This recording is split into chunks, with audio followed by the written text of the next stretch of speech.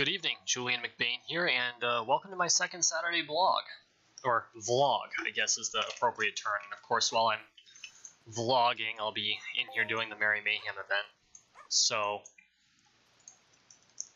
like last time, this isn't so much focused on the gameplay or game commentary as it is on just other random stuff. And this last week has been really interesting. So it's Thursday night. Of course, this will come out on Saturday morning, and the last Saturday I went to a training by Scott Noyes, excellent presenter, specialized in early childhood education, but it was on trauma and childhood trauma, and so it was the third in a series of presentations, of which this is the only one I've attended, and this was the shortened version. Now I want to go to all three full versions because it was a 3-hour version of a 6-hour class, so that just kind of puts things in perspective. But as I was listening to the presentation and learning more about kids and trauma and what can cause trauma and what they call adverse childhood experiences, or ACEs, it just occurred to me as I'm reading down the list and the things that we go through as children and then later go through as adults. Right? And, you know, as you all know, I've been watching a lot of Jordan Peterson lately. It occurred to me that life is basically a series of traumas.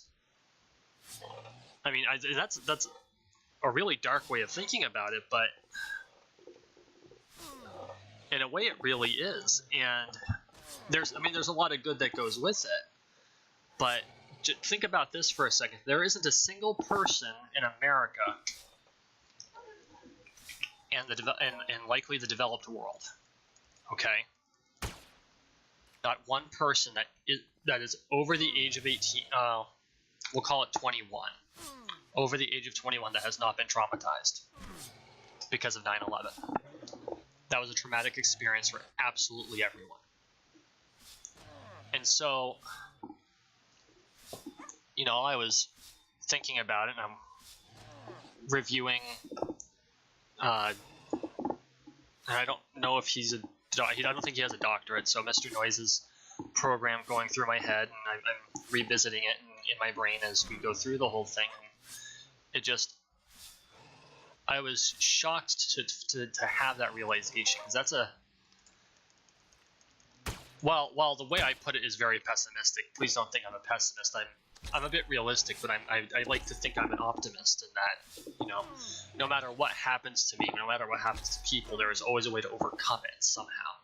It might be tough, it might be damn near impossible, but there's always some way to overcome it. But to really frame it in that sense, it jarred me for a moment, because trauma changes the way your brain works, and I really hope I haven't lost like 90% of my audience by now. But it does. It changes the way your brain works, and the sooner it happens in your life, the more of an effect it has later on. This is why, you know, soldiers come back with PTSD, and so do a lot of your emergency workers. I know a lot of police officers and EMTs especially, firefighters and EMTs who have PTSD. I don't know if I've mentioned this before, but I was a firefighter for a little under a year before I moved out, I had joined the fire department about a year and a half, almost 2 years before I left for the Midwest, and I got my shield, and I had my shield for 7 months, because you have to do a lot of training to earn that shield. I think I was on the department for a year before I was able to even go on one of the apparatus, and rightly so, and even then I barely passed, so it's not an easy gig. But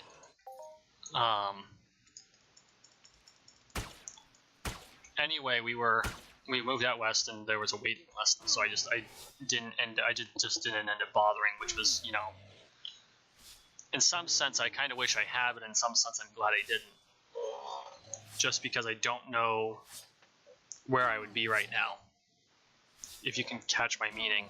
You know, I'm sure I would still be alive, but the question would be, what would the rest of my life look like right now? But anyway, back to what I was thinking of is that, you know, I think that the reason that things like Entropia Universe and video games in general, because I mean, look at the other game I'm playing. You know, We Happy Few. It is it's a grim, dark, dystopic universe. I mean, everything's gone to shit. In that game, all of life is just traumatic. The sheer existence is traumatic because people are living on rats and rotten food, and they're on drugs, but the drug is failing, and so people are going crazy, or they're not able to cope with the requirements to live in the village, and so they're being sent out to the garden to starve to death. And it's a very dark universe. And when I compare that universe to the realization I had after going to Scott's program, I was just like, oh my god, I can see so many allegories and like We Happy Few to just the way trauma works on the brain. And then I realized that I mean, obviously video games are a form of escapism, but they're also a way for us to experiment with things that we can't otherwise do, right? You know, you can play a game of Grand Theft Auto, and you can steal cars, and you can commit murder, and you can rob places and all that other stuff. But these are all things that you don't want to do in real life because they have, you know, very obvious, serious consequences. But it's not necessarily something that you'd think about. You know, it wouldn't be such a big deal in the game because the consequences in game, unless you're playing a permadeath situation, they're minimal in the end. I mean, yeah, there might be an immediate consequence. You might lose all your weapons. You might have to go back and do something else. You might be kicked out and, you know, shot at in the game. But, you know, it's not actually going to kill you in real life, right? And at most, you've lost a couple hours of gameplay if you screwed up your save, or if we were in a permadeath situation. Well, there goes that iteration of the world. But I really think that's one of the reasons that people, especially kids, enjoy video games so much, because it gives them a space to experiment that is essentially consequence-free. And to a certain extent, I think that's a good thing, and to a certain extent, I'm not quite so sure. And I think this is something that might warrant an in-depth study with someone with better credentials than myself, because a psychologist I'm not. And in some ways, I kind of wish I had followed that path, because there's a lot that I find I have a lot of interest in it. There's a lot of cool things to learn about the human condition, but I think I would end up working myself into therapy, and that's why I didn't do it. But anyway, it just occurred to me that, you know, I think the reason that we as gamers like games so much is because it is a way for us to process the things that happen in our life and to escape from some of the harsher realities, which is fine, and as long as it's done in moderation. But that was just kind of a thought. If you have any ideas, you know, any thoughts, or if there's a psychologist in my audience, please let me know. I would love to have a conversation about just these things and how they affect how we think and act. And one of the things that I mentioned during the training is because Scott was talking about there's a fixed period when certain things must be learned, or learning them becomes very, very hard or impossible, and it has to do with the plasticity of the brain. And what that means is there's a certain part of your brain that at a young age is malleable, or think of it as programmable. You program these social norms and needs into the brain, and you have to do it by a certain age, or else that piece of memory gets locked, right? And the plasticity goes down, and so it's not malleable anymore. It can't be changed. It becomes a read-only file. And I was thinking about it, and during the training, I even asked this question, and I actually asked it without expecting an answer, and I said, I wonder if there's a way to replasticize the brain. In other words, turn it from a read-only file back to a read-write file. And that caught his attention, and he said, well, there is a medication, an anti-epileptic, that replasticizes, so reopens the critical period for perfect pitch. And for those of you who don't know what perfect pitch is, for people like me who sing or play instruments, it is, yes, I sing. No, I won't do it tonight. or play instruments, it allows them to determine what note is being played within a half-step tone. So they might say it's a G and it's a G sharp, or they might say it's a C and it's a C sharp, or a B and it's a B flat, something like that. Now, that doesn't necessarily mean they'll know what octave it's in, and I'm getting kind of overly musical here, but they'll know where it's supposed to be in. On average, the average person is usually 3 to 4 steps higher or lower from the actual sound. But someone with perfect pitch can often just nail it right on the head. And so I find that very interesting. It made me wonder, well, if we found a drug that as a unexpected side effect, or it's an unexpected capability of it, because they actually did a clinical study on it, and sure enough, it proved that this can be done. It's repeatable, so it's a solid theory, or it's a fact. There's something in this medication that replasticizes that part of the brain. What if we were to find something that can replasticize, that can reopen that critical period of learning for other parts of the brain? Could we resolve a lot of the trauma behaviors and the traumatic thought processes that happen after trauma occurs? And, again, I'm not a doctor, I'm not a bioengineer or anything like that, but honestly, if I am ever a man of means, of which I am most definitely not, I would love to see research funded into that very possibility. So, just my 30 pieces of silver on my 2 pec, but I thought that was very fascinating that it's entirely possible if one part of the brain can be reopened to learning those critical skills, then there has to be a way for the rest of the brain to do it. I cannot see any reason that it would be completely impossible. If it's possible for one part, it should be possible for all the others. We just have to figure out how. And the how may be unacceptable, and we wouldn't be able to do it, but at least we would know the how. We don't want to subject someone to electrocution and possible death just for the opportunity to relearn something that has a critical period. But at the same time, knowing what the limit is, knowing where it happens and if it's within the limit, I think is very important to science, and it's very important to development. And so that's kind of my take on it. So, and I hope I haven't lost my whole audience tonight, or maybe you all find this fascinating, and I hope you do.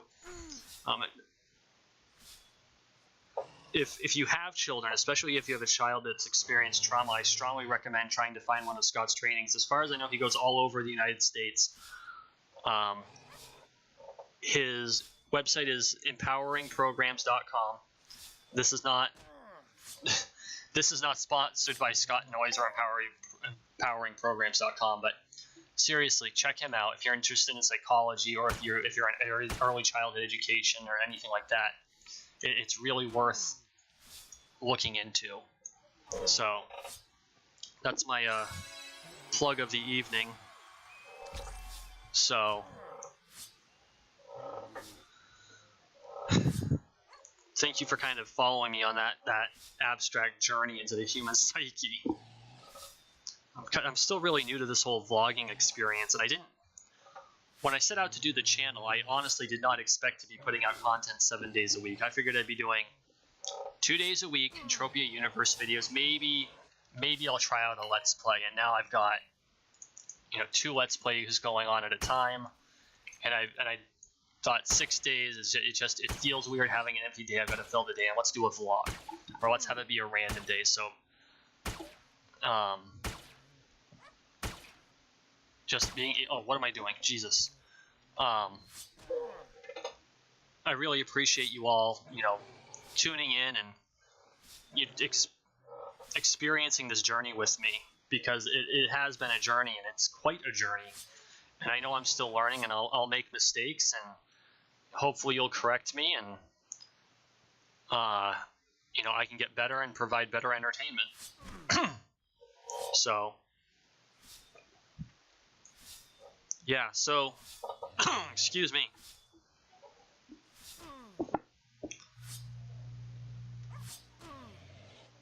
holidays are here, and as you know, obviously, they've been Merry Mayhem. And, in fact, Christmas is Tuesday, for those of you who celebrate. If you celebrate Hanukkah, happy Hanukkah. I know it's past, I'm sorry, I missed that boat. Kwanzaa, happy Kwanzaa, and Yule.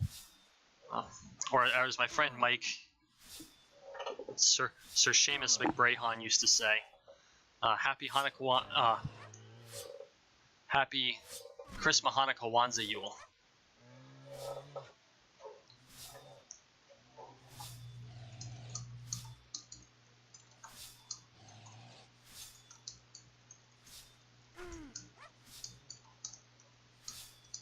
Sorry guys, I got a message that I have to answer.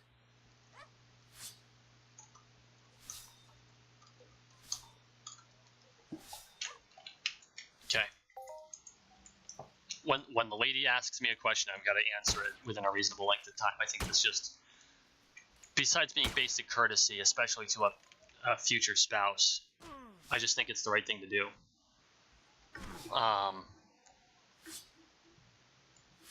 But anyway,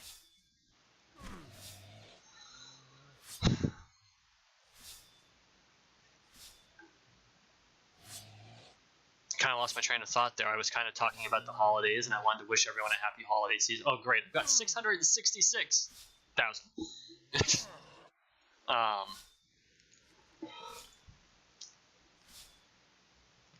So,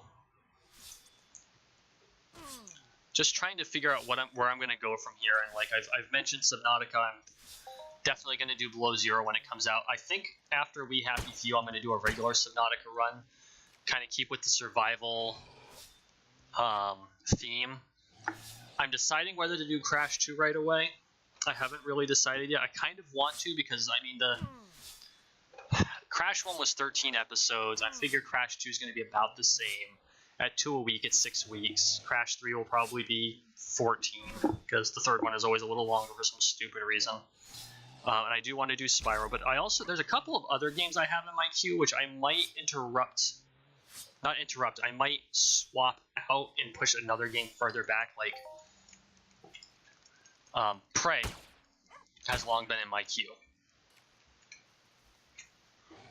And I have watched a Let's Play through Christopher Odd, a Let's Play playthrough of Prey, and it's really good, and I'd love to be able to experience it. But another one I also want to do, and this is one I think doesn't get enough love, and I don't know if it's because I think it was an early Xbox One game, but I can buy it for PC, is Recore. And I think that I might forego doing Subnautica right away and just do Below Zero as a Let's Play video. I'll eventually do a Subnautica playthrough, but maybe it won't be one of my primaries, if you know what I mean, and do Recore instead. Because that game looks super interesting, and it came out about the same time as Horizon Zero Dawn, which of course got a huge amount of attention because it had a very compelling storyline that I'm not entirely sure wasn't inspired by my book. Shameless self-promotion. No, I'm sure it wasn't, but there were a lot of things in there that I found very similar.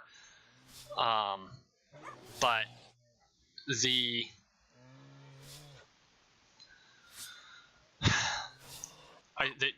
when two robot games come out at the same time, and they're both exclusives, of course one's going to end up beating the other one. And in this case, Horizon Zero Dawn did. And I don't think it was without merit. Horizon Zero Dawn is a fantastic game. It's another one I had to watch the Let's Play because I don't own a PS4. Which that opportunity will come now because my lady owns a PS4. She picked one up. But it's just... I like the aesthetic to Recore. It's in that, you know how much I like the very harsh environments because I spent a lot of time in basically the tundra. North Dakota's not the tundra, but you can definitely see the allegory there because it's flat and snow covered and freezing half the year. But it was, I would love to kind of visit that kind of wastelandy type thing. So I think after We Happy Few, and I don't know if I'm going to do all 3 characters in We Happy Few. I might just stick with Arthur. I'm not sure. Depends on how much I feel the story is complete. Because if it's 3 very distinct, very unique storylines, I'll go back and play the others at another time. But if it's all kind of tied into each other, then I'll just play through the whole thing. But no, I think Recore looks like an awesome game. So I think that's going to be the next one on that. So yeah, I might keep this one short. I try not to go too short, but I think I've basically run out of what I wanted to say, and I'm past 20 minutes, and that's not bad for a vlog. So still contemplating the Patreon thing. I did do the math, and with the amount of labor I'm putting into the channel, it's not insignificant, even at minimum wage. You know, calculated for minimum. Oops, didn't mean to do that. Calculated for minimum wage. So I think I'm going to continue to revisit that. So I'm going to kind of exit real quick, so I'm not losing time while I take care of things. But I want, if you stuck with me through this whole thing, thank you for watching. Thank you for listening. Please make sure you like, share, and subscribe down below. If you do subscribe, please make sure you hit the notification bell so you know when I put stuff out, even though it's like, you know, 9 a.m. every single day. I really appreciate all of your support. I really do. It is just amazing to watch as the channel is slowly growing. And I don't mind slow growth. I prefer steady growth as opposed to just random or overly rapid growth, because that's when you start getting these huge, you know, upswings and downswings. And I prefer to just have, you know, a steady slope going up. So thank you so much. It was really, really nice to be able to kind of explore that journey in my head about the training I took last Saturday. So I hope you enjoyed it too.